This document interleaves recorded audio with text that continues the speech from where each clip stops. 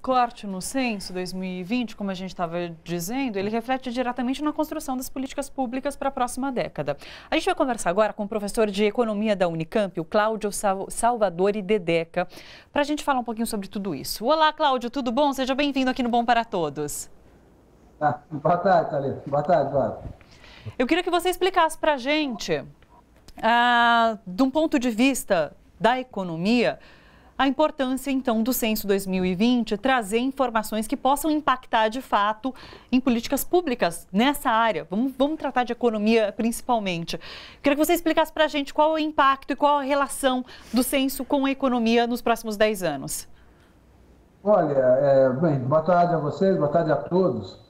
Antes de eu tocar diretamente a questão colocada, é importante eu explicitar que eu faço parte da comissão consultiva do censo e tenho vivido todo esse processo, eu diria, de intervenção no IBGE feita pelo governo federal, e eu gostaria antes de explicitar alguns pontos para chegar justamente na questão que você coloca. Claro. A primeira delas é que a intervenção feita no IBGE, ela é realizada, tá certo, partindo de uma posição que antecede qualquer consulta ao corpo técnico do IBGE. A nova presidente, ela chega ao IBGE dizendo: vamos reduzir o censo demográfico, sem qualquer consulta, sem qualquer avaliação junto ao corpo técnico do IBGE, se isso é necessário, em primeiro lugar, tá certo? Em segundo lugar, se é possível, e o próprio Eduardo já apontou vários problemas que o processo poderá produzir para o futuro. Esse é o primeiro ponto. Essa intervenção política, ela é de tal ordem que ela se sustenta num argumento que é completamente falacioso. É importante ressaltar o seguinte: o questionário do censo tem 110 perguntas ou 80 perguntas. Essa extensão do questionário hoje não é a extensão relevante para medir o tempo e o custo, o tempo de aplicação do questionário e o custo para a sua realização em cada domicílio. Por quê? Porque a partir do momento que nós usamos um equipamento chamado PDA, que é o coletor de informação eletrônica, o que interessa não é o tamanho do questionário em si, mas o número de perguntas que, em média, cada indivíduo responde.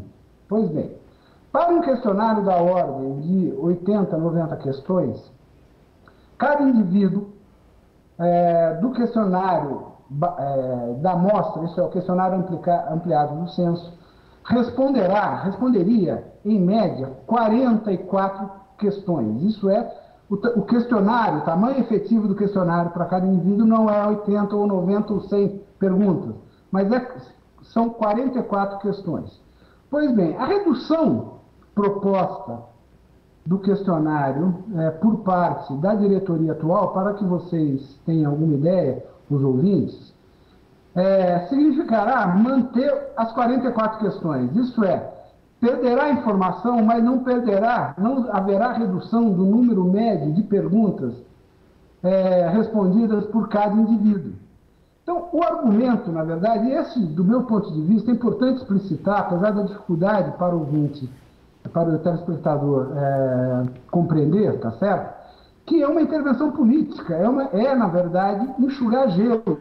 Eu intervenho, entretanto, em termos objetivos, cada indivíduo, seja com 90, seja com 74 perguntas, continuará respondendo 44 perguntas em média.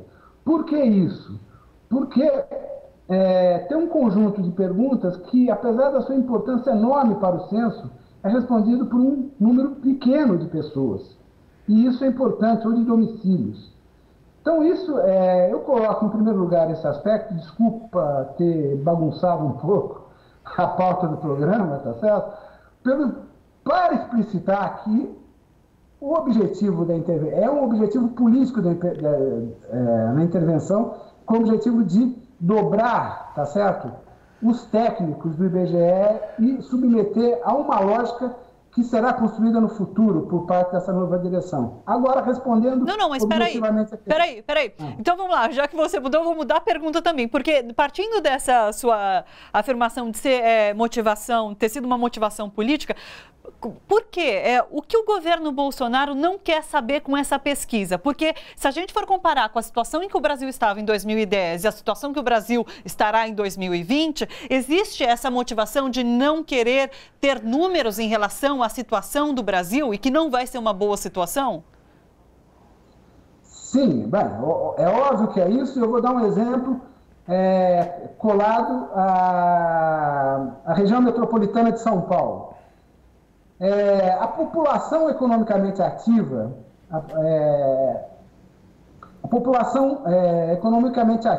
da cidade de São Paulo, ela é menor do que a população ocupada da cidade de São Paulo. Por quê?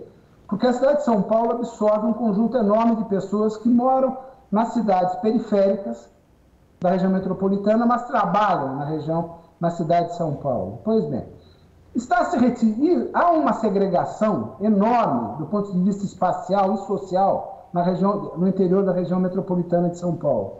Ao se retirar, por exemplo, a informação de renda detalhada, como já foi apontada pelo Eduardo, o ex-presidente, do questionário da amostra, nós perderemos, por exemplo, a possibilidade de análise dos diferenciais de renda e da diferenciação social e da desigualdade social e de outros elementos que marcam essa desigualdade social no interior, por exemplo, da região metropolitana e mesmo no interior dos municípios. Isto é, as pioras nas políticas públicas que possam ocorrer no interior dos municípios, e obviamente que essa piora ela não se distribui de modo homogêneo para toda a população pobre sofre mais quando a deterioração da população, observa-se uma deterioração da política pública, da política social. Tá certo? Nessa situação, ao se retirar essas informações que se faz, tá certo, por parte da presidência do IBGE, nós perderemos também o quê? Conhecimento da dinâmica interna dos municípios, das regiões metropolitanas da cidade. Não perderemos tanto informação sobre as alterações da desigualdade entre estados, por exemplo. Essa não. Tá certo? Mas perderemos a informação que é fundamental para a execução da política pública, isso é, em termos espaciais, na região metropolitana da cidade de São Paulo, da região metropolitana de São Paulo, onde se encontram as famílias mais pobres, com maior déficit de moradia, com maior déficit por exemplo, de educação pública, porque uma das perguntas que está sendo retirada é se a pessoa... se a criança vai para a escola pública ou para a escola privada. Então, obviamente, eu diria, uma intervenção de natureza política e que nós devemos, obviamente, explicitar devidamente as consequências disso para o futuro, para a execução da política pública e também para o conhecimento da própria população brasileira. Sim. Cláudio, fica aqui com a gente. Vou voltar aqui para o estúdio para jogar uma pergunta para o Eduardo, porque... O que eu entendo disso tudo é que parece haver um desinteresse do governo Bolsonaro em realizar esse censo. Porque a gente vê que em 6 meses de governo são pouquíssimas, não tenho nem conhecimento de alguma política pública que está sendo criada e desenvolvida. Então, parece que não se quer fazer o censo para não desenvolver de fato nenhuma política pública. Você vê esse desinteresse? Vejo, ele prometeu alguma coisa em sua campanha? Então... Ele está executando o que prometeu. Como não prometeu nada, não está fazendo nada. Sim. Então tem que desfazer o que é possível. Agora, complementando inclusive as questões que o Cláudio Deca já colocou, ainda sobre a renda, também não detalhando a origem da renda no seio da família e perguntando apenas ao chefe da família, chefe, que a gente já não sabe mais quem é ou se é a, Sim. Tem um outro problema, que no meio desse processo nós estamos fazendo uma baita de uma reforma previdenciária que nós sabemos que o ônus delas recairá sobre a população de mais baixa renda. E, consequentemente, no futuro, isso terá implicações sobre o nível de vida dessa população. Os que se aposentarão ou terão benefícios de pensões ou que já estão aposentados desde já e serão afetados por essa política de renda. Só que a pergunta é eliminada do questionário. Então, em 2030, você não terá como avaliar o impacto da reforma tributária sobre as condições de vida da população que foi afetada pela própria reforma. Então, previdenciária, né? Da reforma previdenciária. Tributária não, previdenciária. Então, repara, faz uma medida que se diz em benefício da população e se elimina a pergunta vital para saber se de fato houve benefício ou malefício lá na frente. Ou seja, não se faz absolutamente nada em prol da própria população. Ou seja, os instrumentos possíveis que se pode contar para identificar problemas e planejar, e lá na frente avaliar, monitorar e corrigir rumos, estão sendo desfeitos. Ou seja, o desplanejamento é o que está caracterizando essa política do governo atual. Sim. E, infelizmente, o IBGE está no centro dessas medidas nesse ano de 2019. Sim.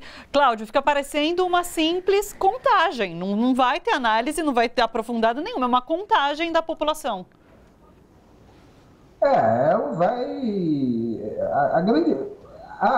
Não só será provavelmente uma contagem, perderemos informações relevantes do ponto de vista das características, né, da organização socioeconômica da população brasileira, tá certo? Mas eu acho que também há um outro aspecto, eu acredito que o Eduardo, ex-presidente, concorde, é que o modo como essa intervenção se faz, ela já colocou em questão a qualidade do censo. Eu vinha participando da comissão, a comissão vinha trabalhando desde 2014, tá certo? Em primeiro lugar, a contagem populacional e, posteriormente, o censo. Havia todo um planejamento de execução que foi rompido. E não só foi rompido, e isso tem implicações. Eu vou dar um exemplo. Já houveram 2 provas, pesquisas piloto, isso é de teste do questionário anterior, e essa mudança, na verdade, ela provoca a perda de conhecimento produzido por essas pesquisas pilotos anteriores. Do ponto de vista do conhecimento científico, a cumulatividade do conhecimento é um instrumento decisivo para a sua qualidade.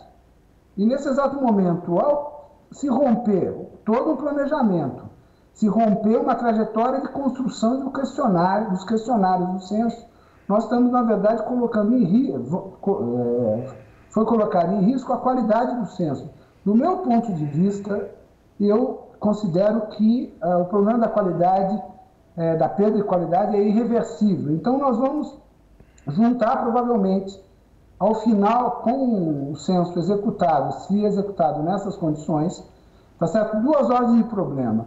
Um censo que oferta um volume de informações menores e que, portanto, não permitirá uma caracterização adequada da população brasileira, e uma informação de qualidade problemática, que vai impedir, inclusive, a sua comparação em vários aspectos com a informação de 2010, como o próprio Eduardo colocou ao apontar que será consultada a renda do chefe, né, da pessoa de referência do domicílio. Então, o impacto, na verdade, ele é muito mais amplo do que apenas uma redução do número de questões. Casa-se a isso uma perda de qualidade da execução do censo e, portanto, que vai gerar um conjunto enorme, que não sabemos agora, só saberemos depois, zonas de cinzenta em termos de informação e de qualidade de informação. E qual o problema disso? Não será a atual direção do IBGE que responderá por isso. Provavelmente, os técnicos serão acusados como os responsáveis, tá certo? Por esse tipo de responsabilidade que a atual direção realiza. Olha só, você que curte a TVT e quer contribuir com a gente para que a nossa programação chegue cada vez mais longe, se inscreva no nosso canal do YouTube/Rede TVT e torne-se membro. Ou então faça a sua contribuição em nosso Catarse. É só acessar catarse.me/TVT. A gente agradece.